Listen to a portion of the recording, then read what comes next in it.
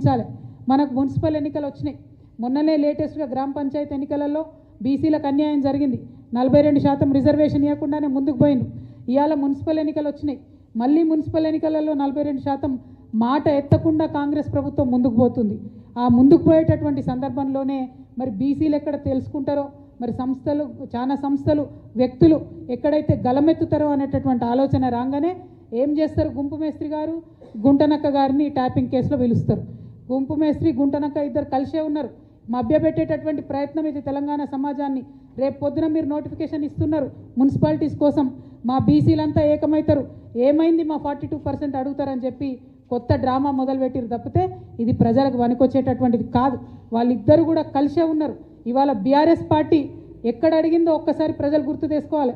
బీసీలకు 42% రిజర్వేషన్ ఇవ్వకుండా ఎట్లా మున్సిపల్ ఎలక్షన్లకు పోతారని బీఆర్ఎస్ పార్టీ ఉద్యమాలు చేస్తున్నదా ఇవాళ బీసీ బిడ్డలు గమనించాలి. కాంగ్రెస్ పార్టీ ఆలోచన చేస్తున్నదా ఇవాళ బీసీ బిడ్డలు గమనించాలి. మరి ఖచ్చితంగా 42% ఇవ్వకుండా మున్సిపల్ ఎన్నికలకు వెళ్ళడం అంటే బీసీలను మోసం చేయడమే అని జాగృతి భావిస్తూ ఉన్నది.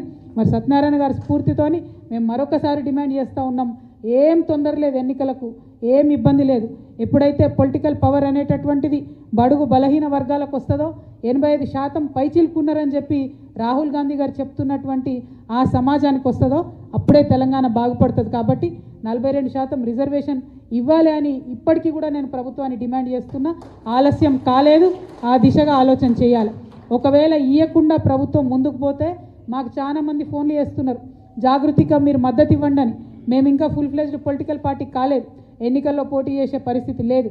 కాకపోతే ఎవరు ఎక్కడ నిలబడ్డా బీసీ, ఎస్సీ, ఎస్టీ, మైనారిటీ, ముఖ్యంగా మా ఆడబిడ్డలు, మా యువ మిత్రులు ఎక్కడ నిలబడ్డా వారు మా మద్దతు కోరితే తప్పకుండా జాగృతి తరఫున మద్దతు ఇస్తామని నేను ఈ సందర్భంగా తెలియజేస్తూ ఉన్నాను. రాష్ట్ర వ్యాప్తంగా అనేక మున్సిపాలిటీస్ నుంచి మాకు ఫోన్స్ వస్తున్నాయి. వారందరికీ ఒకటే మాట చెప్తున్నాం, జనరల్ సీట్ ఉన్నా సరే వెయ్యండి. ఎందుకంటే నేను యువతకి ఇవాళ పిలిపిస్తూ ఉన్నా, మహిళలకు ఇవాళ పిలిపిస్తూ ఉన్నా. మనం రాజకీయాల్లో ఎమ్మెల్యేలుగా ఎదగాలి, ఎంపీలుగా ఎదగాలంటే గ్రామ స్థాయిలో అవకాశం ఉన్న కాడ మొదలు పెట్టండి, మీకు ఎక్స్పీరియన్స్ వస్తుంది.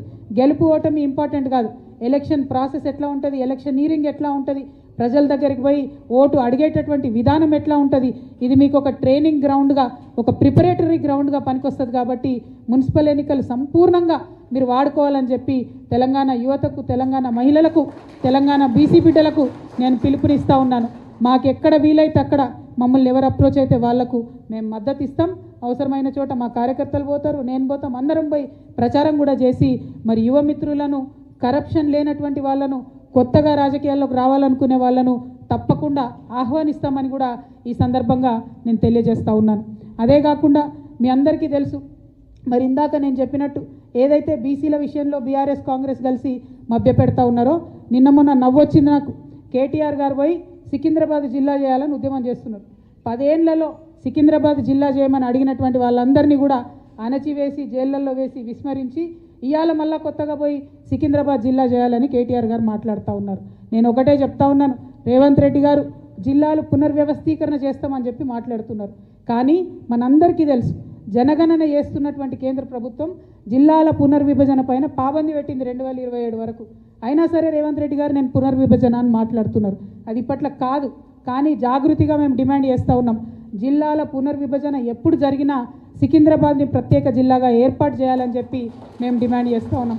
అట్లానే హుజూరాబాద్లో వరంగల్ దగ్గర ఒక డిమాండ్ ఉంది. పివి నరసింహారావు గారు ఒక్కరు మన తెలంగాణ నుంచి ఎదిగి ప్రధానమంత్రిగా పోయినరు, వారి పేరు పెట్టాలనే డిమాండ్ ఉంది. ఏదో ఒక జిల్లాకు పివి నరసింహారావు గారి పేరు పెట్టాలని కూడా ఈ సందర్భంగా నేను డిమాండ్ చేస్తూ ఉన్నాను. మరి ఇక్కడ ఇంకొక విషయం, బీసీ నాయకులు, ముఖ్యంగా బీసీ మేధావులు ఆలోచించాలని నేను కోరుతా ఉన్నాను.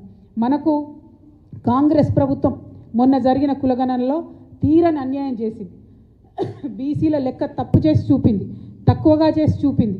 మరి ఈ అన్యాయాన్ని సవరించేటటువంటి ఒక సువర్ణ అవకాశం కేంద్ర ప్రభుత్వం చేపడుతున్నటువంటి జనగణన ద్వారా మనందరికి కూడా వచ్చింది. ఈ అవకాశాన్ని మనం ఖచ్చితంగా వాడుకోవాలంటే ఏం చేయాలి?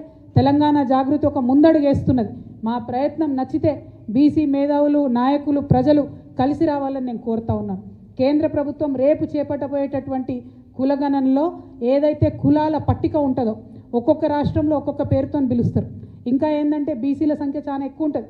బీసీల ఒక్క కులంలో, ఉదాహరణకు పద్మశాలి కులం ఉంటే అందులో చాలా ఉపకులాలు ఉంటాయి. కుట్ర ఎక్కడ జరుగుతుందంటే పద్మశాలీల సంఖ్య వేరే చూపిస్తారు, పద్మశాలీల ఉపకులాల సంఖ్య వేరే చూపిస్తారు. దానివల్ల బీసీల సంఖ్య, కులాల సంఖ్య తగ్గేటటువంటి ఆస్కారం ఉంటుంది. కాబట్టి ఒక అధ్యయనం చేపడుతుంది తెలంగాణ జాగృతి. త్వరలోనే ఒక రౌండ్ టేబుల్ కాన్ఫరెన్స్ కూడా పెట్టి అందరినీ కూడా మేము పిలుస్తాం. ఒక సమగ్రమైనటువంటి నివేదిక తయారు చేసి కేంద్ర ప్రభుత్వానికి కూడా మేము ఇస్తాం.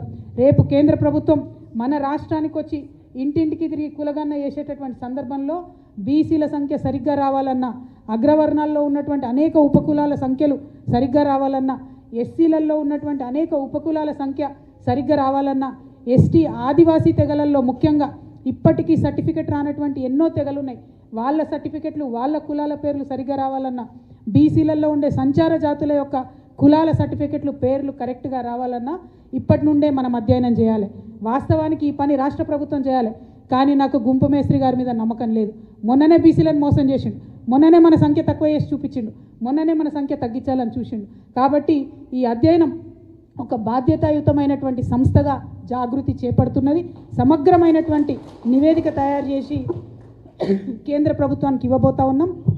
అందరూ బీసీ పెద్దల్ని కూడా కలుస్తాం, విద్యావంతుల్ని కలుస్తాం, వారిలో ఉండే మేధావి వర్గాన్ని కలుస్తాం.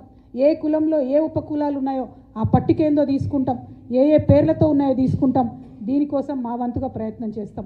మరి ఇది ఎలా మేము చేస్తున్నామంటే ఇటువంటి పెద్ద మనుషులు ముచ్చర్ల సత్యనారాయణ గారు లాంటి వాళ్ళు వారి ఏజ్లో, వారి సమయంలో 1962లో, 69లో, 1952లో ముల్కీ దగ్గర నుంచి మొదలు పెడితే, తొలి దశ తెలంగాణ ఉద్యమం దగ్గర నుంచి మొదలు పెడితే మలి దశ తెలంగాణ ఉద్యమంలో బీఆర్ఎస్ పార్టీతో కలిసి పనిచేసేంత వరకు కూడా జీవిత పర్యంతం కూడా తను తెలంగాణ మంచి కోసం కష్టపడ్డాడు, తెలంగాణ బహుజనుల కోసం కష్టపడ్డాడు, తెలంగాణ బడుగు వర్గాల కోసం మాట్లాడిండు. కాబట్టి వారి స్ఫూర్తిని తీసుకొని ముందుకు వెళ్తాం, వారి స్ఫూర్తిని తీసుకొని జాగృతి ప్రయత్నం చేస్తుందనే విషయాన్ని ప్రజలందరికీ కూడా తెలియజేస్తూ, మరి ఇవాళ వీరితో మొదలుపెట్టినాం. ఇంకా ఎవరైతే మన తెలంగాణ మూమెంట్లో అన్సంగ్ హీరోస్ ఉంటారో వాళ్ళందరి జీవితాలను కూడా, వారి చరిత్రలను కూడా నిక్షిప్తం చేసే ప్రయత్నం చేస్తామని తెలియజేస్తూ మీ అందరి దగ్గర కూడా